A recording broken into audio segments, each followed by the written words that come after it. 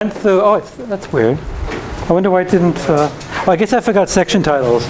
There actually should be FERC, there should be AGC, there should be all sorts of things in this outline. I forgot to put in the section titles. It's only been FERC. No. So basically what I did is, after going through all of your homework, I went through and put in some sort of like questions. These aren't necessarily like exam questions, but they're questions to all of you now. And partly they're picked out because several of you had misconceptions about some of these topics. And so I thought it'd be good to discuss it. So, so here's a bunch of them. And why don't you get a piece of paper and just write down your answers before I say anything. Choice or is this? Which one of these are true? The true or false. Yeah. Yeah. More than one can be true. Yeah. Several of these might be true. Some might be false. So several of them might be so vague that they're meaningless. But that's a criticism I have of a lot of your true-false questions, that they were too hard to interpret. How much time should I give you? Let's see. I'll just give you 2 minutes. How's that? But in the meantime, if anybody has a question, just.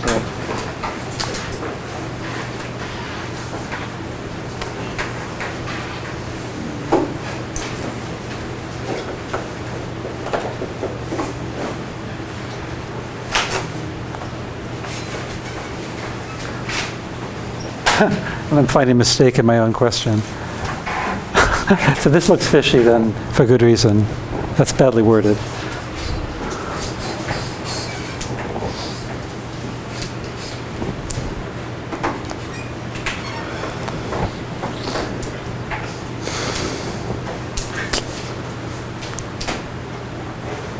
It's badly worded. So in all of these, I would ask you to have a short explanation of your answer in the midterm. And so, you could end up getting full credit for either saying true or false, as long as your reasoning is correct. It's not necessarily, not correct, but well-grounded.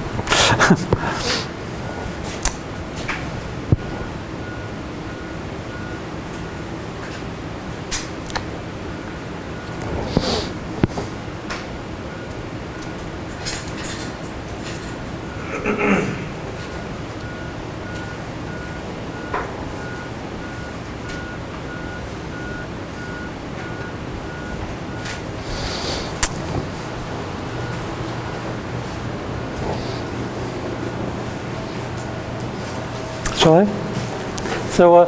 So several of you wrote that this was true, and that is confusing.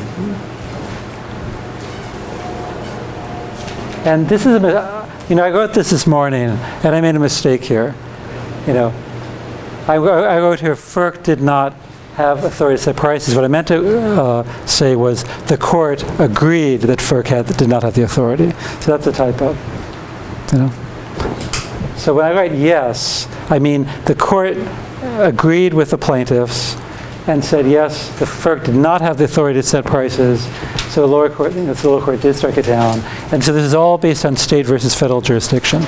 Okay, and that's what happened in the lower court. You all agree with that, right? FERC Order 745 allows loads to participate in the real-time market, and so they can shut down their power consumption, which is just like ramping up a generator. So it's the most awesome contingency service in the world if it's done correctly. So the value is insanely high. So I got the impression some of you thought that this was not a good, that the service being sought through FERC Order 745 wasn't very good. It's incredibly good. Terry Boston, the CEO of PJM, said they would have had blackouts if they hadn't had so much demand response for precisely this, contingency reserves. They were able to get megawatts, shut down loads during the polar vortex, and when they couldn't get, natural gas couldn't get in because of problems with the pipelines. So, yeah. I read an article about the 745 where they kept just referring to it as like they made the smart grid dumb. Yeah. Because of this. Just because there's no incentive for the consumer to give any demand response now that when they shut it down. Now they struck it down. Well, yeah, that's right. It's awful that it's. Well, now there's this uncertainty. So New England ISO has completely halted their program because they have no idea what's going to happen next. Yeah. For the second one, there was like a specific line that said that FERC's, like it was struck down because FERC's adoption of Order 745 was arbitrary and capricious. That's the confusion, is that they got economists like Bill Hogan to make that case to the lower court. But the lower court just refused to hear that and struck it down based on this one thing only, state versus the federal jurisdiction. What's bizarre is that the Supreme Court took it on, and they took it on based on these two things, arbitrary pricing and federal versus state jurisdiction. And according to Amy Stein, a professor in the law school, that's unprecedented. They don't do that. The federal, the Supreme Court doesn't decide, hey, we'll choose, arbitrary, other reasons, You know what I mean? I mean, it does seem strange. If that the Supreme Court gets to decide the reasons to consider in keeping it or not outside of what the lower court decided. That's outside of the law usually. Yeah. So the Supreme Court decided to take it on to consider both issues, the arbitrary pricing and the state versus federal jurisdiction. That could be really good news, because if it's struck down based on arbitrary pricing, that's a victory to everybody. Because, you know how I feel. We'll come back to that. That's a good exam question. Why do I feel this is really horrible and 755 is not? But yeah.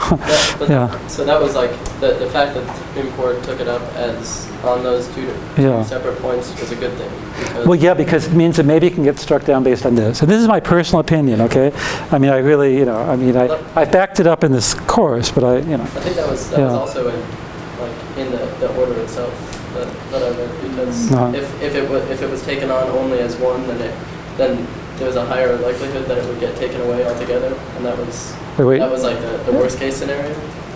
I see what you mean. You think that the Supreme Court was worried about if they only took it based on this, it would shut down FERC entirely.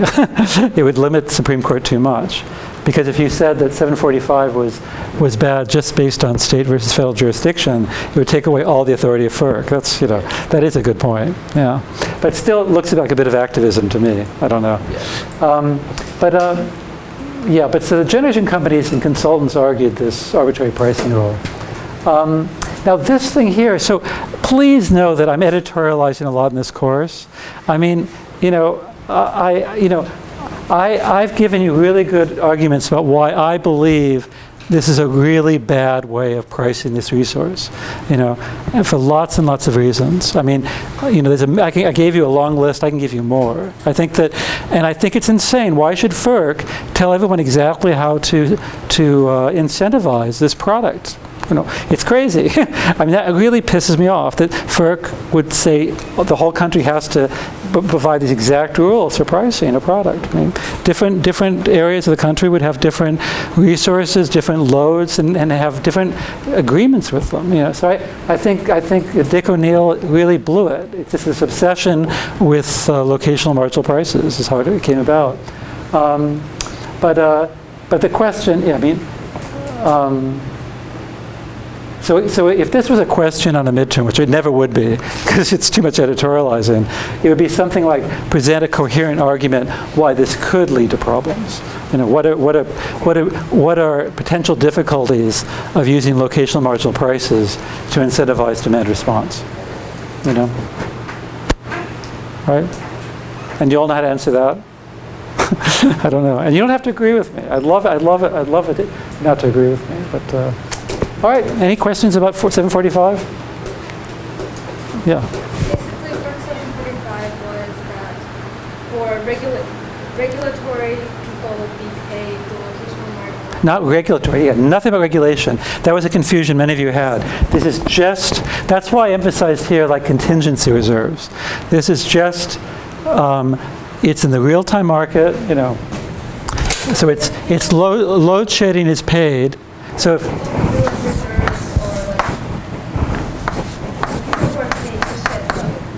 yeah. So people who are paid to shed loads would be paid the marginal price to And forget marginal price. It's locational marginal price.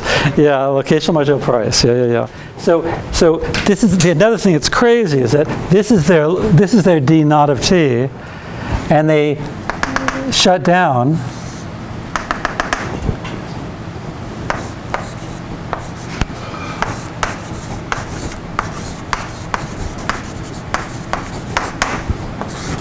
And they get paid for the amount as if they were a generator. That's treated as generation. The fact that they've shut down their load by, say, 1 megawatt for 1 hour.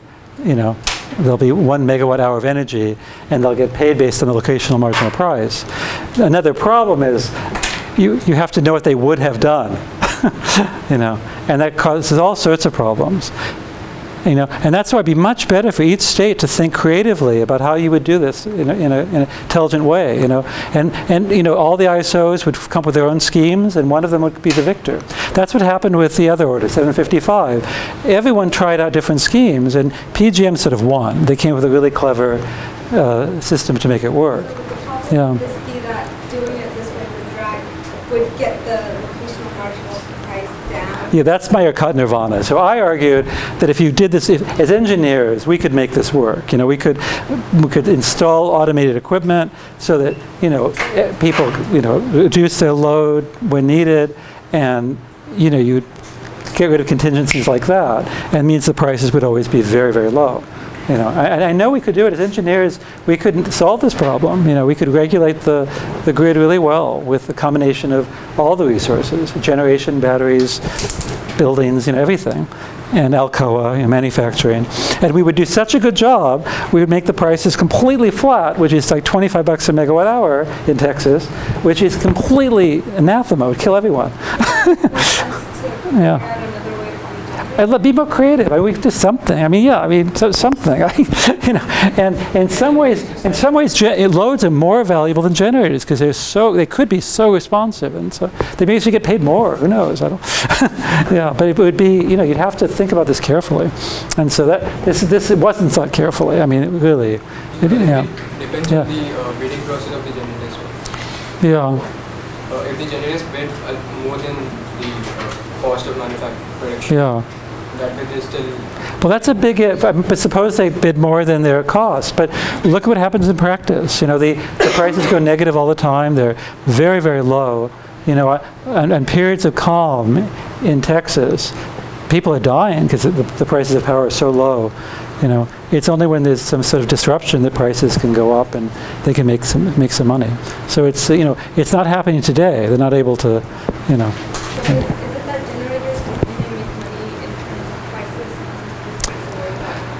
Yeah, it definitely is true. There's historical precedent for this. So in Illinois, in MISO, when gas prices were cheap, the coal generators had no way of making money except for those peakers. And all it took was once a week for those prices to go sky high because of the peaker plants, when they were, because there's a uniform price. So as soon as you get those expensive peaker plants in, the prices shot up tenfold, and the coal generators made enough money for the rest of the month. As soon as natural gas got cheap, wham, the coal plants didn't get that benefit anymore, and they were really struggling. They don't get that, they're not going to stay in business. And that combined with the policy as well. And that was in the news all the time back before natural gas became so cheap, that the peaker plants had no income, because they were being paid location, supposedly the marginal price, but they only called upon, a few times a week, and so they're sitting around there doing nothing, getting paid nothing when they get called. It's nuts, So that problem that peaker plants had faced, everyone would face if we did our job well, if we applied demand response in an intelligent way. So God, I wish we could get in the room. There's no way for engineers to talk to the people making these policies. It makes me want to scream. All right, but anyway, so it really made me nervous when I saw somebody give this as sort of a question, because please know that that's my editorial. I've backed it up really well, I believe, but many people would scream. There's people who would be screaming at me right now for making this statement. I don't think they could argue with me. I think I'd win the debate. Because I've been having this debate for 10 years, you know, so, or more. All right. 7:45, it's dead. All right. 7:55. Now so there's a lot of misconceptions in the questions, just marginal. Maybe you just were writing quickly, and I don't know. But these, these are based on some of your questions that I saw.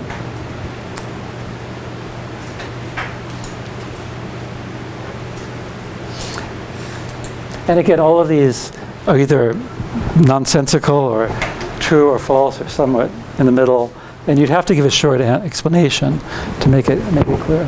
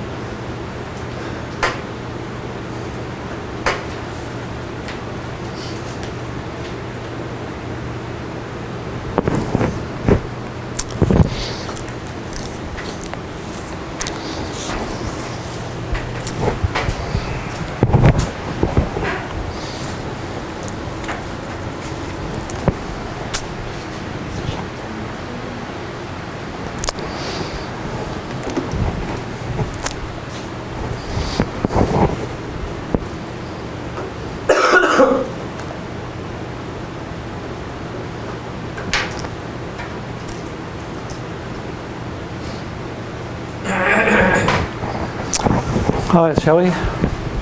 So someone actually did write this down. It scared me. So who lobbied for 755? Like what interest groups lobbied for it? Do you remember? What's that? Ancillary services. Well, people who wanted to supply ancillary services, but what particular companies? What? Faster response time. Well, I guess, was ENERNOC involved in 755 lobbying? I think you're right. And what were you saying? Faster response time generator. Well, people, not generators, that's a thing. It was still battery companies and flywheel companies, like Beacon Power really pushed for this. And so I think ENERNOC was in the game as well, yeah. And, but so I mean, and when they devised this rule, they were thinking batteries, you know. Regarding this last one, whoever it was, I know you're trying to make me feel good. Is that a plug for your? But somebody did write that. Maybe it was a joke, I don't know. But we don't know anything. I mean, this is all, this is all science fiction right now. I have to make a quick comment. You know, when I was a senior at UCLA, my last course was computer graphics. This was in 1982. So punch cards had just gone out. And the course was a little like this. So nobody knew what computer graphics could become. And I remember the professor being a bit apologetic as well, because I'm not sure if there will be computer graphics in the future. And, I mean, so the future is going to be exciting the next 10 or 20 years. And whether this is true or not depends on policy as well as our genius, in developing these things. So anyway, this is, we have no idea. This is to be seen. But holy shit, yes. I mean, this is exactly why I love this order. It gave some guidelines, and it was interpreted as you notice I haven't said yes to this yet, because it's sort of true, but that's the beauty of this, is it gave the structure of what was required and let everyone experiment. So it became the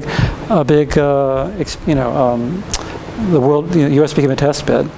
And again, I think PGM had the best solution in the end. That Reg A, Reg D decomposition was brilliant, in terms of, in a way you could say trying to slip by the rules, but they didn't need that much. They didn't need that much high performance, fast responsive regulation. But also PGM had to do this because maybe FERC was going too far. They were, overestimating the value of these fast responsive generators. I have a question about that. So the question is the results in better and more plentiful resources for automatic generation? I don't know if this is true or false. Yeah. Yeah, like I can see how it's true. Yeah. Right, because of the Reg A, Reg D thing. Yeah. But that would be assuming that you have, because of the Reg A and Reg D signals, you have more utilities that are willing to join. Well, not utilities. Right, generators. Generators, yeah. Utilities, the generators, utilities are the utilities are the consumers, and the generators are the, yeah. So when we talk about D of T, that's the utility. And G of T is the generator. So Yeah. that would assume that the ISO is getting more generators because of this order. But that's Well- not true. They're just rearranging which generators are worth the Reg A signal and worth the Reg D signal. Well, yes. I mean, in principle, that's true. But if you go back to the slides, and I don't expect you to memorize every slide, but they did do studies at PGM and MISO, and they did find the availability of fast responsive resources went up significantly after they instituted new policy. So battery companies went crazy. I mean, Saft battery really does exist in Jacksonville, and their assembly line went nuts after this order came in. And pumping out batteries, not for electric cars, not for energy storage, but for this, in response to 755. So, it was just like that. It created more availability. Sorry, so Yeah. what were you saying about the first two? Let's see. Well, yes, nothing to do with demand response. Absolutely nothing. So absolutely false. And this one here is a bit wacky. You better be careful there. It's a lousy question. This is an interpretation used at ISOs. This mileage thing got adopted right away as how they would define, the amount of the service offered, trying to quantify how much service was provided. And of course, the integral is actually sum. It was discrete time. Don't forget that. But that's not as important. But in the end, it has mandated. This has been adopted. This is all the ISOs take this as part of the payment. And there's a multiplier on this, and it has gone down and down and down, which is a scary thing. They're paying less than they did initially. And this, we've already discussed this. So what would we have to change the first one for that to be correct? Well, not demand response. I mean, it's a. How about this? Well, somebody else answer. What's a question that would be more palatable?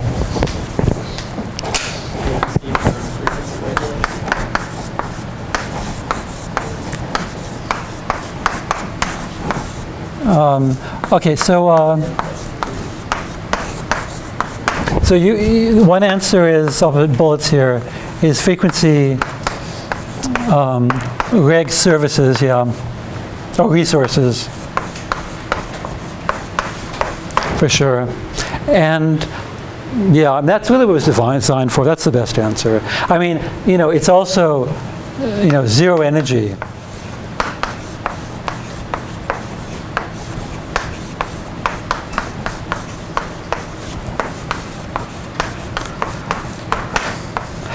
I would sneak this in as a possible answer, and do you know why? It's my own attempt to brainwash you more and more, is that they were obsessed here with frequency regulation, AGC, So up a couple of minutes, down a couple of minutes. But the same ideas could work for all sorts of zero energy regular ancillary services, like the balancing reserves at BPA, which can correspond to hours up and hours down. But that's not that was not what their intention was. This is all for AGC. So,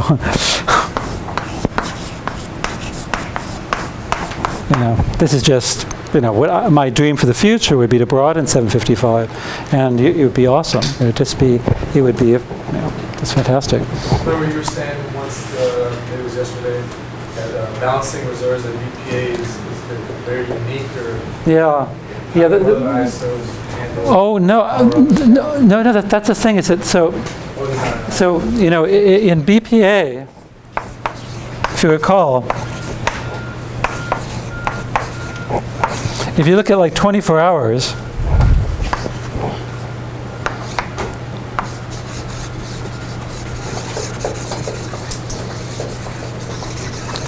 I mean, like this is 24 hours, say. So if you look at this, it contains all of ACE in it. It contains Reg A and Reg D, if you like. but this is like 2 hours. That's not Reg A or Reg D. So what is it, everybody? What would this be at PJM? How would you get that many, megawatts of energy over 2 hours at PJM or Midwest ISO or California ISO?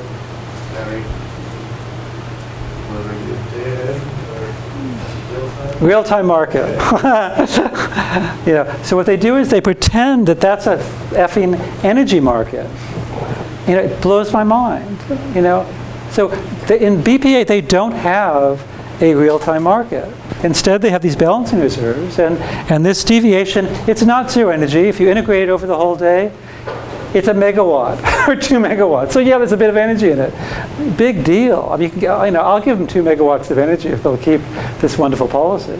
So instead of having a real-time market, they pay generators, hydro, and natural gas to ramp up and ramp down, mainly hydro, to serve this service.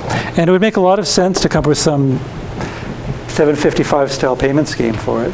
The fact that it's roughly a zero energy resource means it's very difficult to price. All the competitive equilibrium theory goes out the window. I'm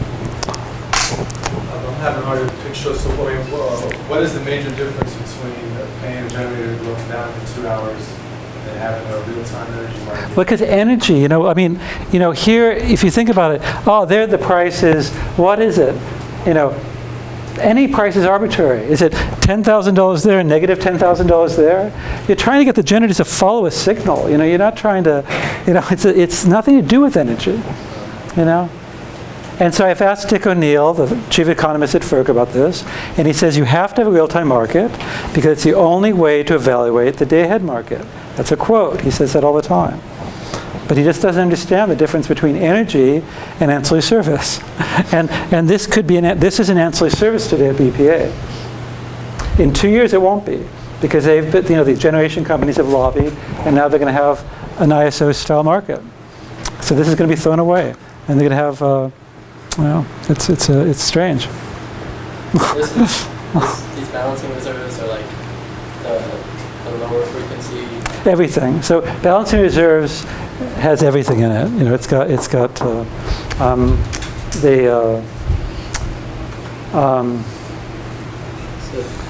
it's got the tie line errors. I know it's based on a million things. They get it from tie line errors. What's that part of? Let's write this down.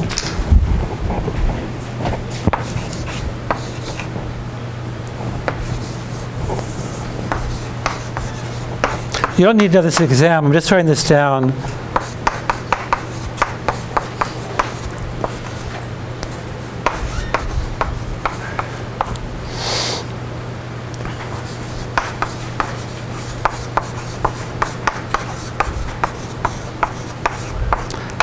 There might be more I'm forgetting, but it's a sum of a linear combination. There's constants here of a frequency deviation from 60 hertz and tie line errors. But they also have wind forecast error in there, demand forecast error in there, all sorts of things. And so those two things define, and every balancing authority in the US. What's that? These two things? What?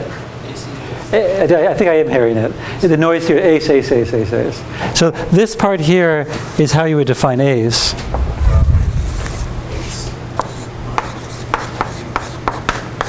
The area control error that we've been using in like the last 2 homework assignments. So, it was area control error that we used, put it through a PI compensator, and that went as a regulation signal to the generators. So they've got that, and then they throw in all these other things as well, and that's why they get these low frequency components. So, they're wonderful. And after the exam, I'll send you a screaming email I sent last week to BPA, asking what are you thinking, and the response is it's all political. I won't tell you who I talked to, but it's sad. But we'll fix it, And I believe in markets. We need a market for that. It's incredibly valuable. Just have to do it right. All right, are we done with 755? It's good because, the thing is that I love this because look at how all the engineering concepts come up. We're talking about policy, but right away, what do you really want is the issue, and we want that. We want to be able to take care of all those disturbances. I mean, these are measurements. Our goal is to minimize tie line error and minimize this frequency deviation, and we take all these measurements to do so. We want to make ACE as small as we can. Yeah. Oh, you're all going to get an A. No questions. AGC. So some of these are really based on some of what I thought you were saying in some of your questions. So that's why I brought it up here.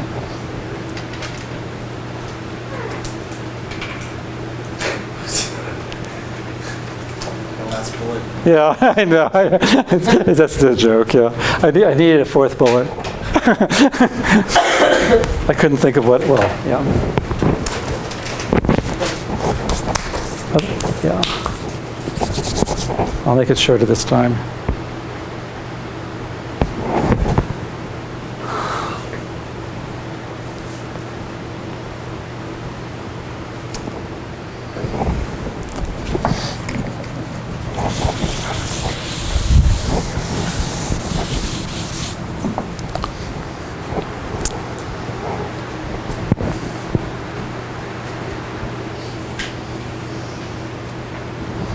This one's easier, I hope.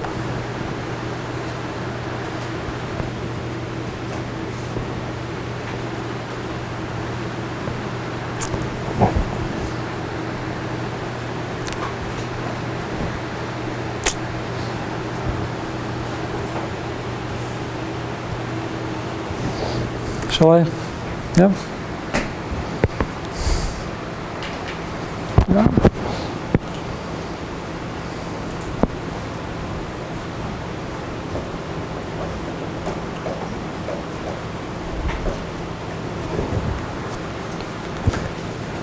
We might find this is true. Who knows? Yeah. So right here, we've talked. Our feedback diagrams have always taken ACE as the, as the measurement.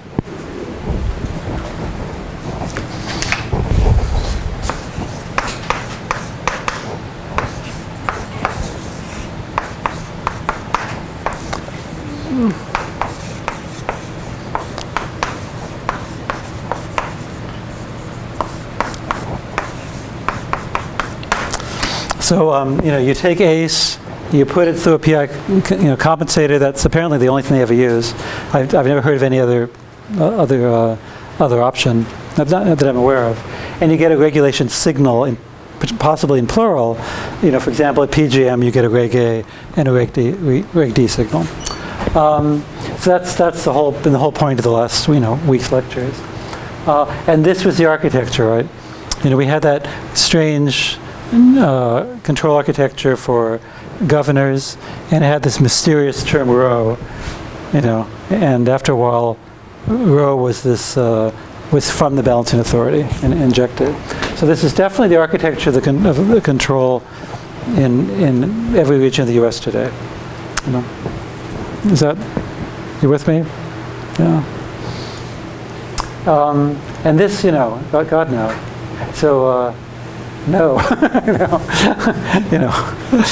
because this is quite, this is high frequency stuff in the sense, in generation terms, up a minute, down a minute, up a minute, down a minute.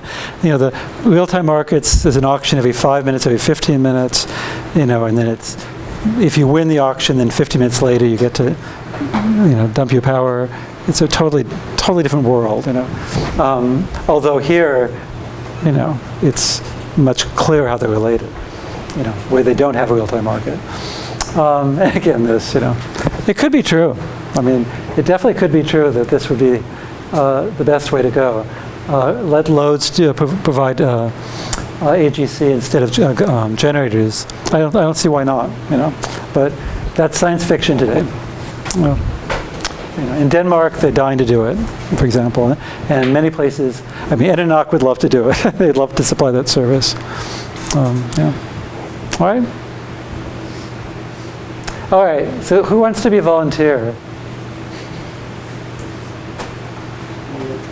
Anybody? Shuli?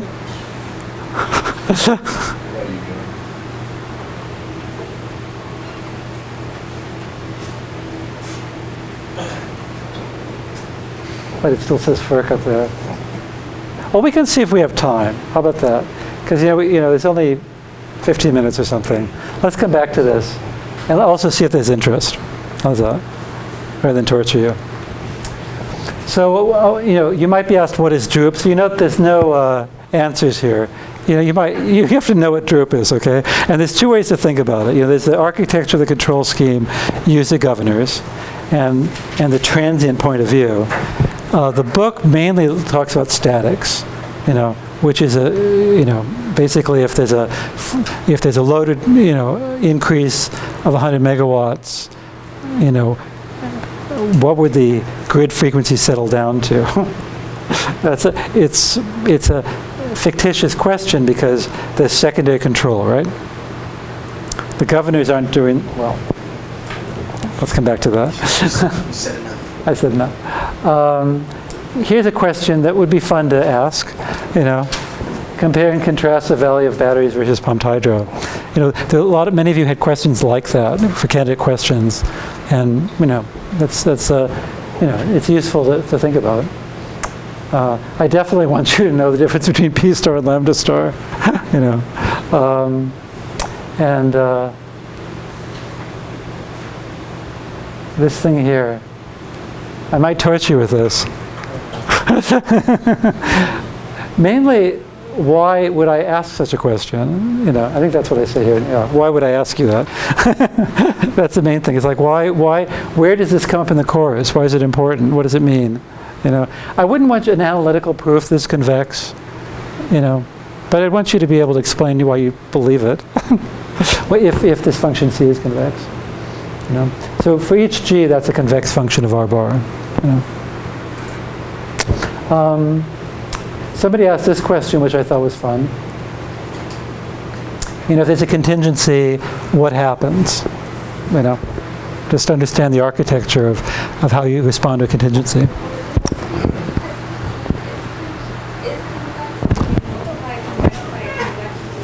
Well, no, nothing like that, because P is positive, that's important, or non-negative. And so if you multiply, for each G, this is a convex function of R bar when C is convex, And by a positive number, it's still convex. It just, that's right. And if you take a sum of convex functions, that's convex. Anyway, so it's, mainly I want you to know the context. Where does this come from? So I'm not going to make you do a complicated expected energy not served computation or something like that. But I want you to know that you could look this up someday if you need to. That's the main thing. There's that battery problem from exam 1. Let's see. Wait. So this was a question for one of you. And here was the response, without a picture. This was the response that was given, and seemed a bit mean to me. I don't know. I'd feel uncomfortable giving this question. It seems too open-ended, but it's a great question to state here, just to remind you that these things happen. Yeah. Is that really dependent on prices? What's that? Say it again? Is there like a black and white scenario? Yeah. Is this depending on auction? It depends on so many things, that's for sure. Depends on the level of the whether it's a big generator outage or small. If a small generator goes out, big deal. Basically prices will go up and generators will ramp up, and absolutely, exactly. It's just not, the question's not precise enough at all. But that's the thing. That's why, as a hedge to myself, I ask you to give a short answer. In case I make a mistake and make a question that has many answers, it's vague, I want you to be able to give an answer that's correct. Tell me that I interpret the question this way, that you mean a large generator went out. And if we're talking about a very large generator going out, so there was a big frequency deviation, then this is the kind of thing that would happen. Basically that said frequency response, which is a bit vague, I'd accept it. So the frequency response of the grid is shaped by several things, and you should really know what those are. Okay, and and then spinning reserves, so that reserves that are, generators that are online and all that. So anyway, the question was motivated by this picture that was from a lecture, a month ago or so. Which, you can stare at. Do you have any questions about that? Is it?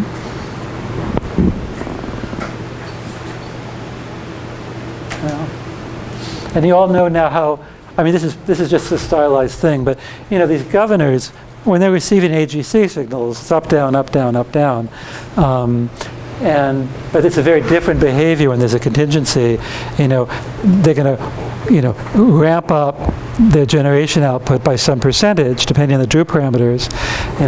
But the frequency gets restored by that plus secondary control, the spinning reserve, say, coming online, and then automatically, as the frequency goes back to normal, their output will, their contribution will go down. So you have this complicated coordination between different resources. Can you discuss the relationship between Droop gain and governor control? So it's just part of the, and I wouldn't dare try to write it all down again, so Droop gain is just that constant in the, there's a feedback loop in the governor that we used in the end, and there was just a constant there, and the way of thinking about it is all in steady state. Is that, suppose that there was no secondary, tertiary control, what percentage of extra power would I be supplying to the grid? And 5% is what NERC is saying should be done today, and 6% is too much. The gain is too high. And saying it's too much, obviously that's not steady state analysis. That's transient response. They're concerned about the stability properties of the grid. By the way, back to your question. You asked me, why is losing inertia scary? You find this in every textbook, every paper. You'll find it in Kirby's papers. You'll find it everywhere. And when you ask that question, it'd been in my mind before. It made me stop and think. What are we saying? So it's this is a dangerous area. There's so much dogma. So these big generators are big spinning heavy machines, and that inertia translates to storage, and that's the best answer. And so if you're not getting that storage from big generators, you've got to get it somewhere else. And that's the best question.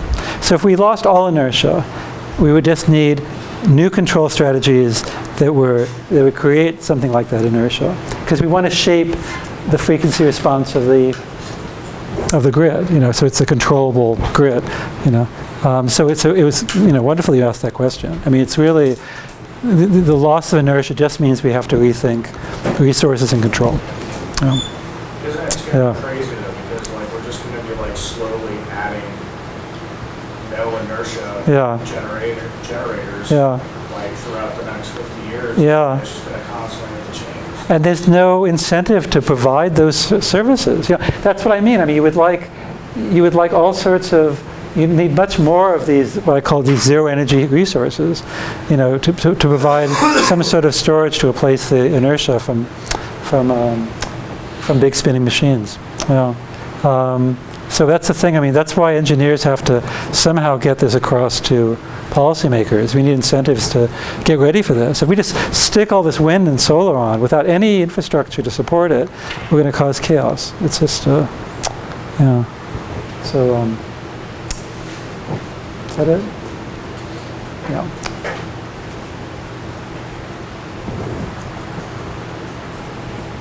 I couldn't think of anything else. What is Droop? What is Droop?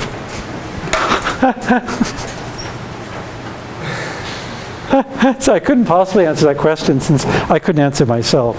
So it's a... Way to give us a question you can't answer. That's right. Oh my God. I couldn't possibly review this now, but when we came up with a particular governor design, well, actually, maybe somebody here would. I have an idea. Somebody else get me off the hook. Does anybody could give a very concise answer to that question? I started it. I read. Either of you. Well, you were first. Like speed droop is basically just like a percent change from a reference speed of, let's say, the governor. So it's like just a percent change of that based on some sort of change in the load. The change in frequency. Change Yeah. in frequency Yeah. based, and it's basically just like, what's the difference between the reference that you're given, which is essentially the max, and what you're going to be running at? Wait. But your words before seem perfect. You know, that droop was that a delta omega of t leads to a delta of the generation supplied by the generator. And so that's like the basic principle, so if this goes down, then this goes up. That's a basic principle of what droop is. But, Sam, you were going to say something? Or you could say more? Or So you're saying that the smaller the droop is, the more generation there is? Well, the droop gain determines the factor. The droop gain determines how much. You want the smallest droop as possible. No. They say NERC says 5%. So there's a gain. Now there's a balance. You say, it would be wonderful if the governors could do everything, but remember it's a dynamical system. And the droop, there's a droop, we're going to talk about too many things at once, but there's a droop gain that shapes the dynamics.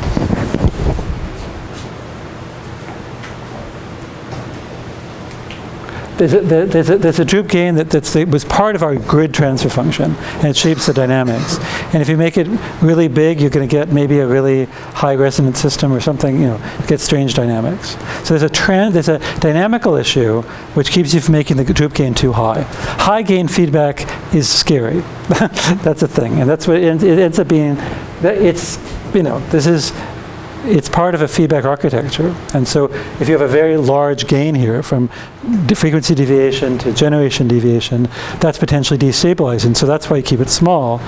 You want it as big as possible so you can help out. So there's a tension between transient issues and static. But remember, this is part of remember, this was part of the control architecture we've been using the last two homework assignments. So that grid transfer function was based on that particular governor. So the second answer is it's part of the governor control architecture.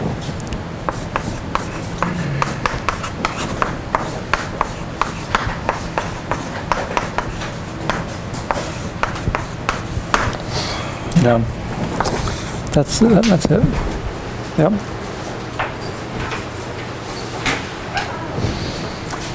And so that was the thing. I was wondering if I know some of you are scared to death of this part of the course. Yeah. Could you say a little more about the VR bar, or where we can find? Well, I went through a big boring analysis, way more than I expected you to know, in the solutions to homework 3, I guess. But yeah, all the black swan calculations. But again, you could convince yourself that if you multiply a convex function by a positive number, it remains convex. Just look at the definition. How do you know? Oh, you know that P is positive. Oh, it's a density. Oh, that's the thing. I want you to go back and look where this came from.